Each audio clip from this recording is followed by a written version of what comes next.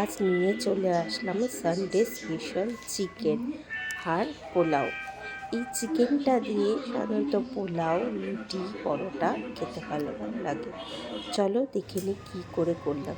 প্রথমে চিকেনগুলোকে গোলমরিচ আর নুন দিয়ে ভালো করে মাখিয়ে রেখে কিছুক্ষণ ম্যারিনেট করে রেখে তারপরে সর্ষের তেলে আগে চিকেনগুলোকে ভালো করে উল্টে পাল্টে ভেজে নেব। বেশি যাতে শক্ত না হয় সেটাও খেয়াল রাখতে হবে।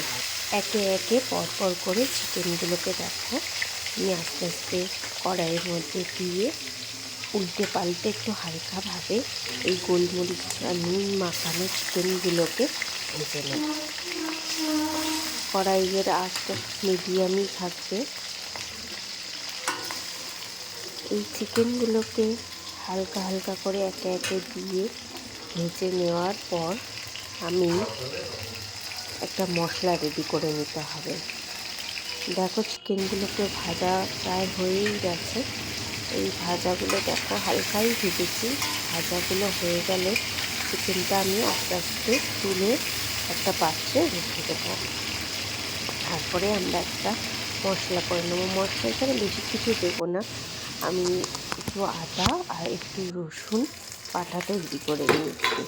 শিলেই বেটে যায়। এখানে গোটা গরম মশলা ফোড়নে দিলাম, অল্প একটু এলাচ, দারচিনি, লবঙ্গ, তেজপাতা দিলেও দিতে পারেন, শুকনো লঙ্কাও দিতে পারেন। এবার পেঁয়াজগুলোকে আমি হালকাভাবে একটু ভেজে নেব।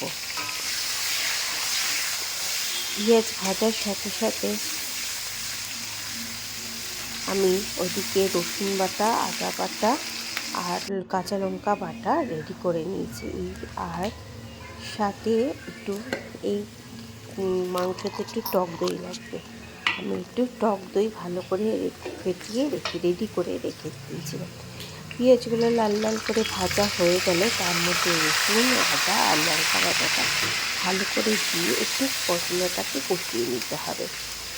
পেঁয়াজের মধ্যে মশলাগুলো ভালো করে দিয়ে কষিয়ে নিতে হবে। যতক্ষণ না একটু মশলাগুলোর কাঁচা ভাব যাচ্ছে ততক্ষণ মশলাগুলো ভালো করে একটু নাড়িয়ে নাড়িয়ে কষিয়ে নিলাম। গ্যাসটাকে একদম লো ফ্লেমেই রাখবো যাতে নিচে কড়াইতে না লেগে যায়। কড়াইতে মশলাটা দেওয়ার পর ক্রমাগত একটুখানি মশলাটা নাড়িয়ে যেতে হবে যাতে মশলাটা নিচে না ধরে যায়। একটু সামান্য সামান্য করে নাড়িয়েছি। দেখুন এবার মোটামুটি মশলাটা আমার কষানো হয়ে গেছে। দেখুন মশলার থেকে তেলটা ছাড়ছে, তার মানে মশলাটা কষানো হয়ে গেছে। এরপরে যে আমি ফেটানো টক দইটা রেডি করে রেখেছিলাম সেইটা আমি দিয়ে দেবো। এবার টক দইটা দিয়ে ভালো করে একটু নাড়িয়ে নেব। দেখুন একটুখানি মশলাটা আবার যাতে ভালো করে না লেগে যায় নিচটা, সেই জন্য ভালো করে বারবার করে আমি নাড়িয়ে নাড়িয়ে দিচ্ছি। এরপরে মশলাটা ভালো করে আস্তে আস্তে করে লো ফ্লেমে ভালো করে কষিয়ে নেওয়ার পর আমি এর মধ্যে চিকেনগুলোকে একে একে করে দিয়ে দেবো। আর এই রান্নাটা পুরো লো ফ্লেমেই হবে। দেওয়ার পর ভালো করে এই মশলাটার মধ্যে চিকেনগুলোকে ভালো করে নাড়িয়ে মশলাটাকে আমি একটু ঢেকে মশলাটা কষাতে রেখে দেবো। এর মধ্যে আমি আর একটুখানি কাজু বাদাম বাটা, সাথে যদি একটু সাদা তিল থাকে সাদা তিল বাটা রেডি করে নিলাম।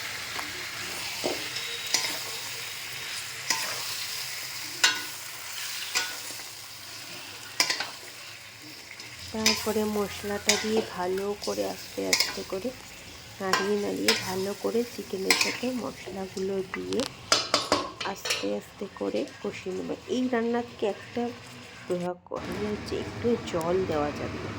দেখুন এইটার মধ্যে যেহেতু দই থাকে, দইয়ের নিজস্ব একটা জল থাকে, ওখানে অনেকটাই জলটা ছেড়েছে। মাংসগুলো একদম গা মাখা হয়েই এসছে প্রায়। আর ওই বাটা মশলাটা একটুখানি কাজু বাদাম আর তিল বাটাটা এর মধ্যে আমি মিশিয়ে দেবো।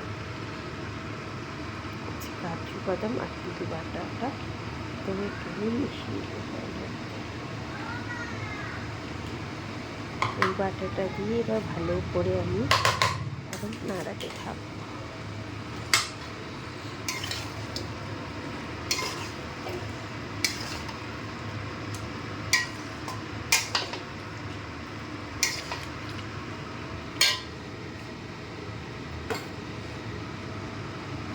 এরপরে সামান্য একটু চিনি, নুন পরিমাণ মতো দিয়ে দেবো, যে যেমন খায়। ঝাল ঝাল খেতে চাইলে আপনারা একটু লঙ্কাটা বেশি করে দেবেন। আমার যেহেতু বাড়িতে ছোটো বাচ্চা আছে, তাই আমরা বেশি ঝাল খেতে পারি না, ওর জন্য হালকা ঝালই আমি খাই। এখানে আপনারা গুঁড়ো লঙ্কাও দিতে পারেন, আমি খাই না গুঁড়ো লঙ্কা, কারণ আমাদের বাড়িতে কাঁচা লঙ্কা বাটা দিয়ে রান্নাটা করা হয়। আর আমি এখানে কাঁচা লঙ্কা বাটা দিয়েই রান্নাটা করে।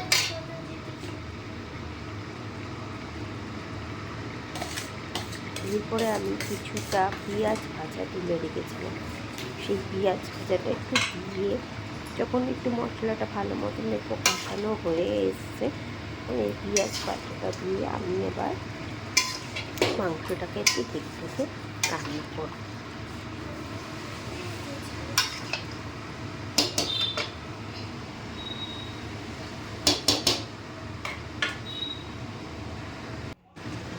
মাংসটা প্রায় পুরো হয়ে এসছে, মশলার রঙও চেঞ্জ হয়ে গেছে, আর মশলার থেকে পরিমাণ মতন জলও অনেক বেরিয়েছে।